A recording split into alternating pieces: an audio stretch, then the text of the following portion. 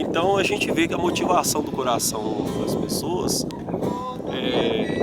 são muito diversos. Cada pessoa tem uma motivação diferente, né? E como eu estava te dizendo, a minha motivação para encontrar Jesus foi totalmente assim diferente, né? O meu amigo, por exemplo, quando me levou lá para a igreja, a motivação dele era qual? Encontrar com um adolescente que ele ficava lá dentro da igreja. E a minha motivação, eu nem sabia qual que era. Ele me convidou para ir na igreja, eu já estava quebrantado, já estava quebrado, triste, angustiado. E eu falei, então vamos. Aí ele tinha brigado com a noiva dele e eu namorava na mesma casa que ele. Mesma casa, nós dois namorávamos. E aí ele foi lá em casa. Engraçado que eu cheguei em casa, eu morava na casa do meu irmão, Samuel, e ele tinha saído para ficar na casa da sogra dele, mas a minha cunhada. E eu tava na hora do almoço, e eu tava tão vazio, me sentindo tão triste. Aí eu liguei o rádio, comecei a ouvir um louvor, e esse louvor tocou muito no meu coração. Era um louvor do Univoz, tocou muito no meu coração. E eu dobrei o joelho assim, sem mais ser menos, aquela vazia no coração, né? Dobrei o joelho e falei, oh Deus dos crentes, se eu quiser fazer alguma coisa na minha vida, faz agora, porque eu não aguento mais sofrer. Aleluia. E de repente, uma hora depois, ele bate no portão e fala, olha, eu briguei com a minha noiva, quebrei a aliança com a marreta e eu vim aqui te convidar para ir na igreja mais tarde. Só que a motivação dele para ir na igreja é que ele tinha um adolescente lá que parecia uma modelo. Parecia um manequim de loja, era bonita demais, uma morena linda. E ele estava indo por causa dela, e eu não estava indo, não sabia por quê. Só que eu tinha orado. E quando eu cheguei lá na igreja, o Espírito Santo de Deus falou no meu coração, né? Aqui é o seu lugar. E eu comecei a chorar e fui batizado com o Espírito Santo no mesmo dia, quando eu cheguei lá na frente, que eu aceitei Jesus. O culto tinha acabado e eu continuei chorando ali, algumas pessoas do meu lado. Então a motivação, aí muitas pessoas perguntam assim para mim assim, mas aquela igreja ali tá fazendo campanha disso, campanha daquilo, campanha do sal grosso. Cada pastor, cada líder, é um pescador. Então cada pescador sabe a isca que deve usar para poder pescar, né? Eu vejo igrejas aí, pessoas falando, mas hip hop, não sei. A Bíblia fala que todo ser que respira louve o Senhor. Tem coisas que eu não concordo, porque eu fui criado numa raiz assembleiana, é diferente, mas nem tudo eu engulo, mas eu tenho que entender que tem pessoas que se chegaram até a Deus por umas coisas, né? Um amigo meu uma vez, né, ele contando que como ele foi para a igreja, a esposa dele frequentava a igreja quadrangular e os filhos dele iam, e aí e ele gostava muito de beber, né? E o pastor lá falando consagrando o suco de uva, né? Falando que era o vinho, né, da ceia. E os meninos ficou com aquilo na cabeça. Quando chegou em casa, falou assim, pai, o pastor deu vinho lá na igreja para nós beber. E ele ficou com aquilo na cabeça, falou assim, vinho? Então eu vou lá. E ele chegou lá na igreja, aceitou Jesus, vai entender as coisas. Então, tem coisas que Deus faz que a gente não entende, né? A gente precisa de parar de criticar mais e ver Deus operando nas coisas. Porque não somos nós que somos juiz de ninguém. Nessa terra nós não somos juiz de ninguém, né? A Bíblia, ela nos julga, né? A Bíblia, ela nos julga. A Bíblia fala que nós devemos ver prudentemente como a gente anda, não é verdade? Ela nos julga. Aí eu não posso julgar você, eu não posso ser seu juiz. Eu tenho que te ajudar você de uma forma ou de outra. Eu tenho que procurar um meio de te ajudar você a caminhar na fé, né? Caminhar. A gente tem que aprender a caminhar, a ajudar as pessoas a caminhar. Na época que eu me converti, eu ficava muito triste com algumas coisas que às vezes algumas pessoas ficavam assim, você viu lá quem caiu? Você viu, né? Você viu quem caiu? Você viu quem desviou? Né? Irmão, eles falavam isso como se fosse uma alegria, né? Como se fosse assim, como se fosse algo que trazia um gozo para a alma deles, né?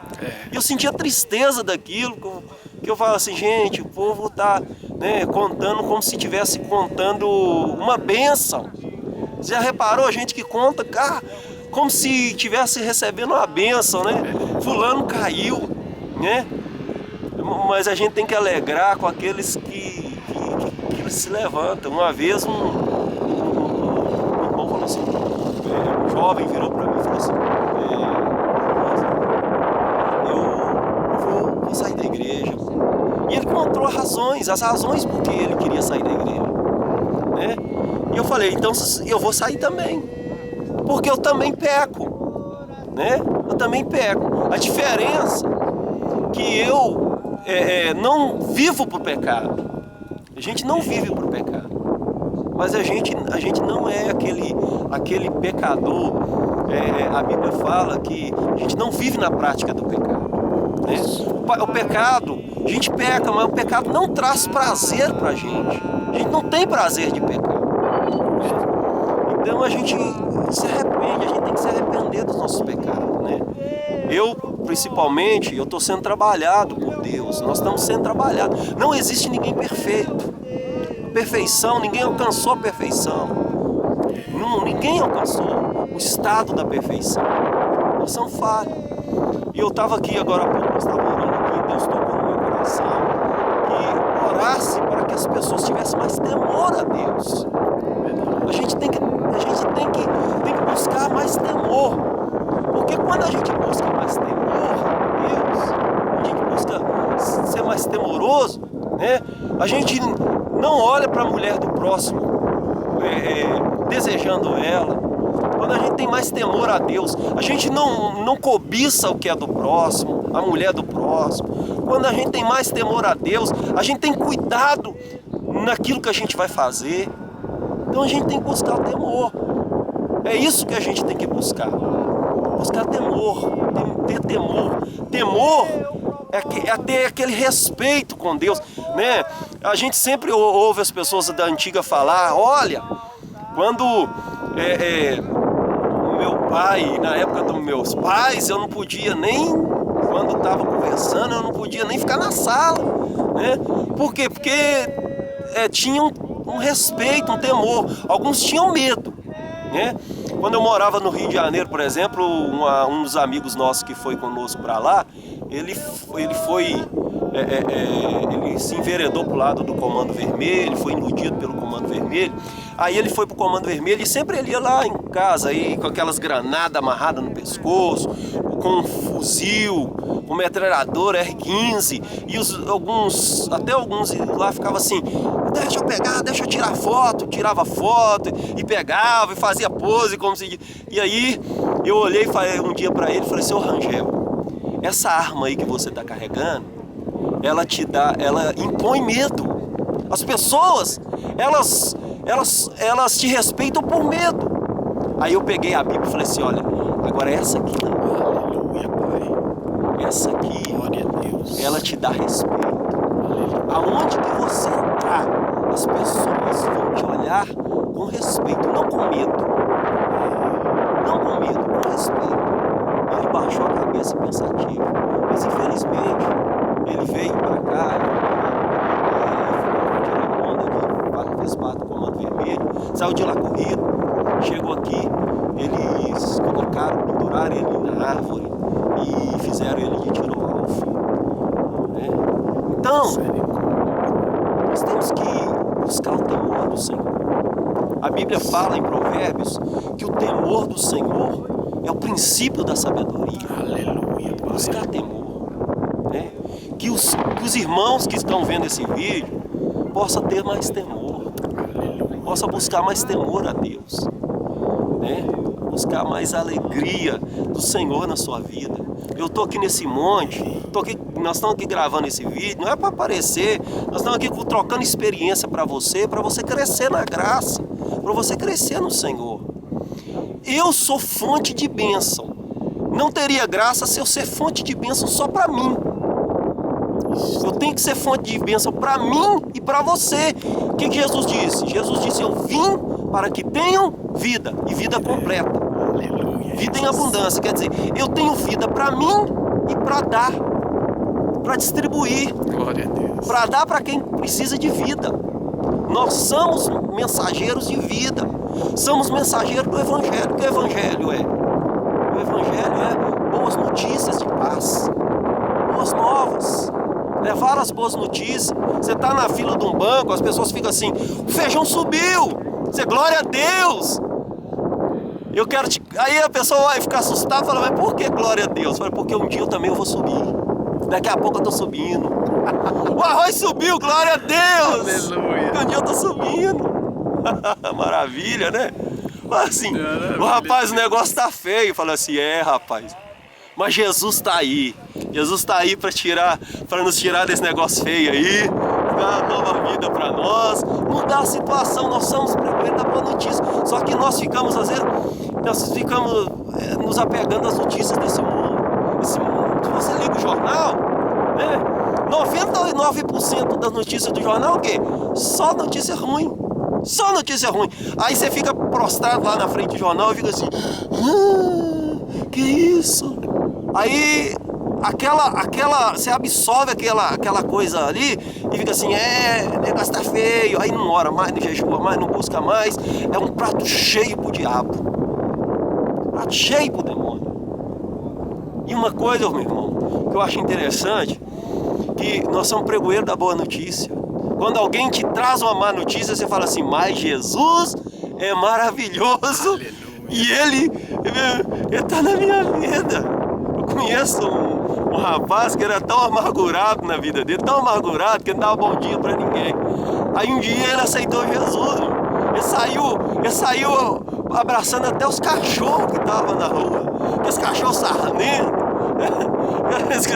Os cachorros lá, cheios de doença, eles só abraçavam os cachorros na rua. A mulher dele falava assim: meu filho, você tá ficando louco, você tá ficando doido da cabeça. Ô, pastor Roberto, um abraço. Se o pastor Roberto vê esse vídeo, um abraço, pastor Roberto. Pastor Roberto, ele abraçava, dizia que abraçava até os cachorros na rua. Tanta glória de Deus, irmão, né? O homem pode ser macho sertanejo. O dia que ele encontra Jesus, ele chora. E ele sobe no altar, até canta: eu sou uma florzinha de Jesus. Ele pode ser macho. Né? Na presença do Senhor Jesus não tem quem não quebranta. Tem quem não se quebra. Né? Senhor Jesus, ele transforma. E ele transforma. Né? Se você precisa de uma transformação, ele vai transformar a sua vida. Amém? Ele vai transformar a sua vida. Ele quer transformar a sua vida. Né? As suas dificuldades, para você é dificuldade, para Deus é uma oportunidade para ele operar um milagre. Né? As nossas dificuldades são uma oportunidade para Deus operar um milagre. E Ele quer operar um milagre na sua vida. Quer operar um milagre na sua vida. Então abre o seu coração, deixa Jesus entrar. Amém? Que Deus abençoe sua vida.